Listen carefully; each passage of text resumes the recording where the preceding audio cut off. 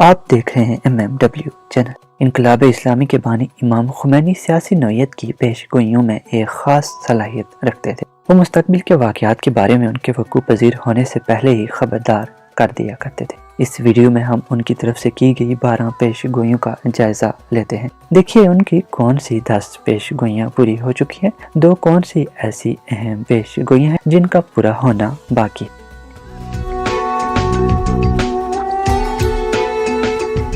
امام خمینی نے پہلی پیش گوئی یہ کی تھی کہ ایران میں انقلابی نسل پیدا ہوگی۔ یہ پیش گوئی انقلاب سے برسوں قبل کی گئی جب انقلاب کا کوئی تصور بھی نہ تھا۔ پھر تاریخ نے یہ دیکھا کہ نوجوانوں اور نوعمر لڑکوں کی ایک بہت بڑی تعداد نے اسلامی انقلاب کو حاصل کرنے اور اسے فتح دلانے میں بہت ہی اہم کردار ادا کیا۔ اس کے چند سال بعد دفاع مقدس کے 8 برسوں میں اسلامی نظام کی حفاظت میں انہوں نے ایک منفرد کردار ادا کیا۔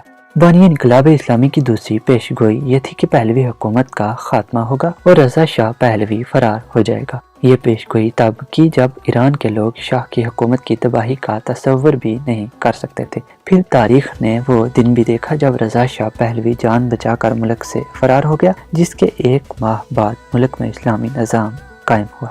ان کی تیسری پیش گوئی ایران میں اسلامی انقلاب کا قیام تھا۔ یہ پیش گوئی بھی سچ ثابت ہوئی۔ امام خمینی کی قیادت میں ایک ایسے ملک میں اسلامی انقلاب برپا ہوا جو مغرب نواز تھا، جہاں کا معاشرہ پوری طرح سے مغربی تہذیب اپنا چکا تھا، جسے امریکہ بھرپور مدد فراہم کر رہا تھا، جس کے بادشاہ کے پاس مغربی ایشیا کا سب سے بڑا اسلحہ خانہ موجود تھا۔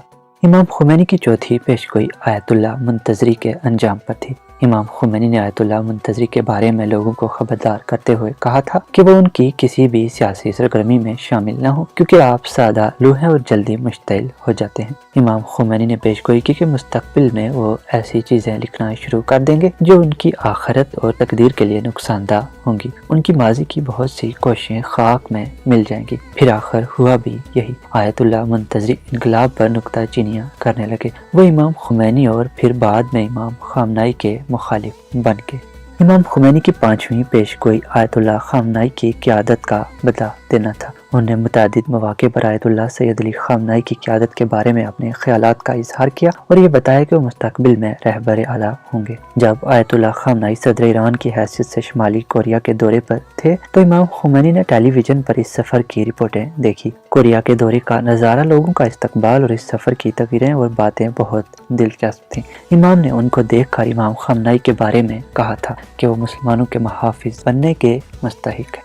امام خمینی کی چھٹی اور سب سے اہم پیش گوئی کمیونزم کی تباہی اور سوویت یونین کا زوال تھا۔ انہوں نے سابق سوویت یونین کے صدر گورباچوف کو ایک ایسے وقت میں خط لکھ کر یہ کہا تھا کہ مسٹر گورباچوف، یہ سب پر واضح ہے کہ کمیونزم اب عالمی سیاسی تاریخ کے عجائب گھروں میں تلاش کیا جانا چاہیے۔ تب کسی کے وہم و گمان میں بھی یہ نہ تھا کہ ایک سپر پاور کا خاتمہ ہو جائے گا، لیکن چند سال گزرنے کے بعد جب امام خمینی وفات پا چکے تو دنیا نے سوویت یونین کے ٹکڑے ٹکڑے ہوتے دیکھے۔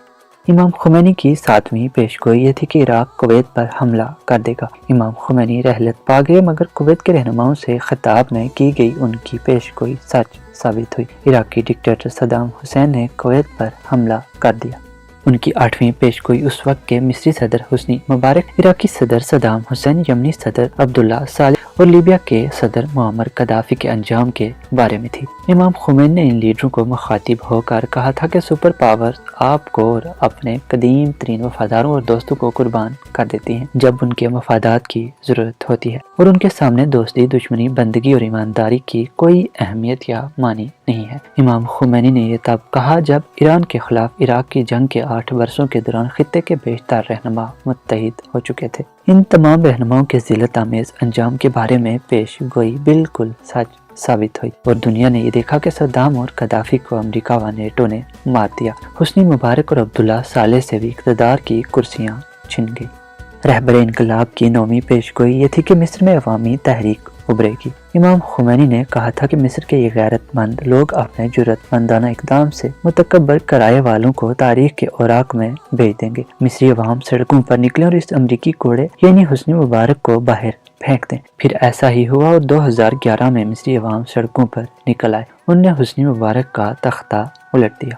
امام خمینی کی 10ویں پیشگوئی خطے میں اسلامی بیداری کی تحریکوں سے متعلق تھی۔ برسوں قبل انہوں نے یہ پیشگوئی کی تھی کہ مشرق وسطیٰ اور مسلم ممالک میں اسلامی انقلاب کا وقوع پذیر ہوگا۔ 2011 میں یہ بھی ہو گیا اور خطے بھر میں مغرب نواز ڈکٹیٹروں کے خلاف احتجاج ہوئے۔